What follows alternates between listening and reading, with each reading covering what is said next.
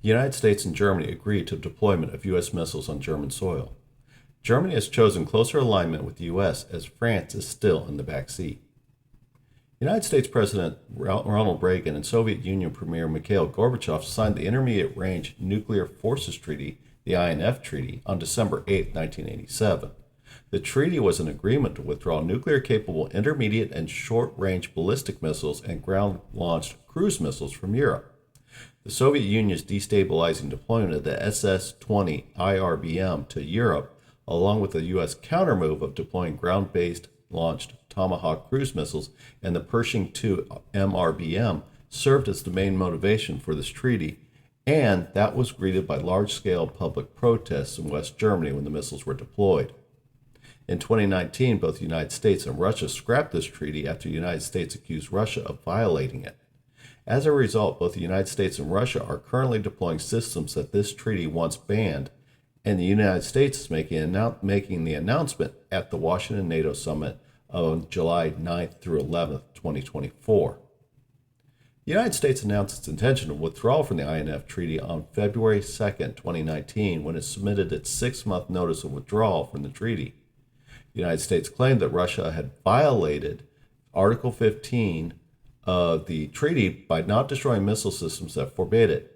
In particular, the United States cited lack of treaty compliance surrounding the destruction of the SSC-8 ground-launched intermediate-range cruise missile. The U.S. protests over the SSC-8 started in 2013, and despite efforts to demand that Russia address the material breach of the agreement, the Russians refused to comply. The U.S. withdrawal took effect on August 2, 2019. The U.S. withdrawal from the treaty coincided with a request from the U.S. Defense Department to fund IRBM missiles in 2019 as part of the 2020 fiscal year budget. The timing of the withdrawal and the 2020 defense appropriation on the surface seemed to indicate the U.S. needed to be out of the treaty before the start of the 2020 U.S. federal budget year.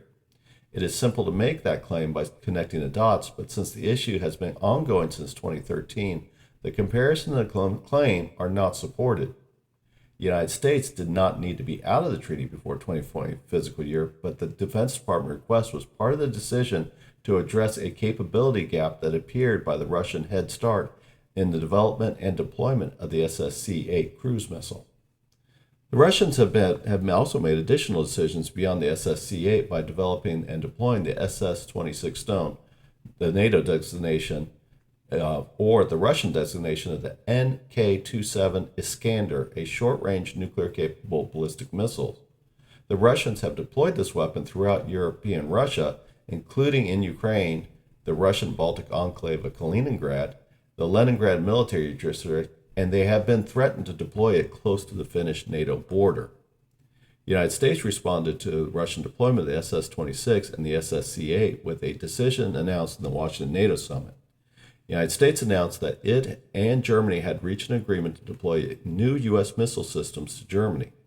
The U.S. intends to introduce a new land-based missile system, a medium-range missile launch system inspired by the U.S. Navy's vertical launchers on its warships.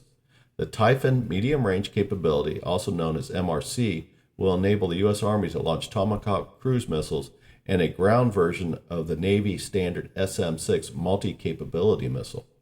The U.S. Army MRC will give it the potential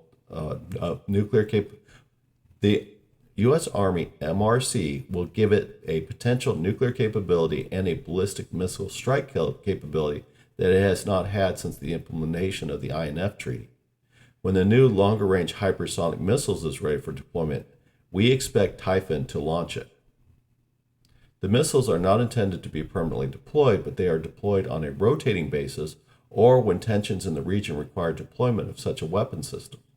The decision to deploy the weapon system to Germany has been controversial, but it hasn't reached the level of European nuclear protests of the 1980s, at least not yet. The German Chancellor Olaf Scholz and German Defense Minister Boris Pistorius welcomed the U.S. rotating deployment as an important step to fill a gap in the German defense capability. This stance by Germany is significant as it acknowledges its reliance on the United States to continue to subsidize its defense needs a need it appears unable or unwilling to fulfill on its own. The U.S. decision will allow the U.S. to extend influence into the German defense decisions as well. The acceptance by Germany of U.S. missiles follows the German rejection of French President Emmanuel Macron's proposal of deploying French nuclear-capable cruise missiles to Germany to use French nuclear assets to defend Europe and to make European Union a de facto nuclear power. The United States administration has once again used its position in defense matters to undercut the French efforts. This followed the 2023 decision by the administration, along with the United Kingdom, to provide nuclear-powered submarines to Australia. This offer led to the cancellation of a French diesel submarine contract between France and Australia, as well as a rift between the United States and France. Germany's decision demonstrates that Chancellor Olaf Scholz is willing to align Germany closer to the United States, but at the expense of pursuing tighter integration within the European Union. This is, of course, a change in German foreign policy under former German Chancellor Angela Merkel and her close ties with French President Macron. Merkel and Scholz belong to different political blocs, which could potentially explain some of the changes. However, this is more likely that these changes are a result of the Ukraine war and Germany's long-standing neglect of its defense sector and military forces. The perceived immediacy of the Russian threat to Europe has made Germany realize it has serious security gaps that have formed over decades, and it needs the United States more than it needs closer relations with France. France, especially under President Macron, has been seeking ways to undercut the U.S. influence in the world, especially within Europe, in a new modern-day pursuit of Gaullism. This does not imply that the United States and France are rivals in the same way that the United States and China or the United States and Russia are. Both France and the United States have largely the same goal in the world, but they have tensions about how to get there.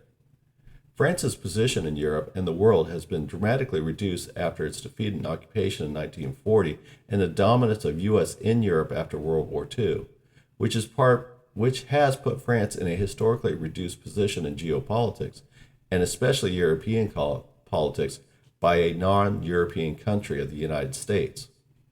France has a vision of making Europe on the same level as China and the United States that was once shared by Germany, but just as Macron is politically weakened domestically, the change in Germany to align closer with the United States than to France is another setback for France, as Macron, is seeing the goal fade into the background with the perception of the Ukraine war and China's aggressive actions.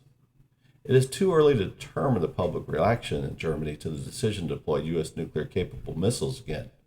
While the CDU and CSU opposition parties endorsed Chancellor Scholz's decision, the Greens and the FDP in Scholz's SPD-led coalition initially opposed the agreement, which could pose a challenge to the SPD leadership in the upcoming elections. The decision by the U.S. and Germany to deploy missiles, at least on a rotating basis, from a pure capability gap was a logical decision, and is overshadowed by Macron's criticisms of the U.S. and Germany's opposition to offering Ukraine NATO membership this year.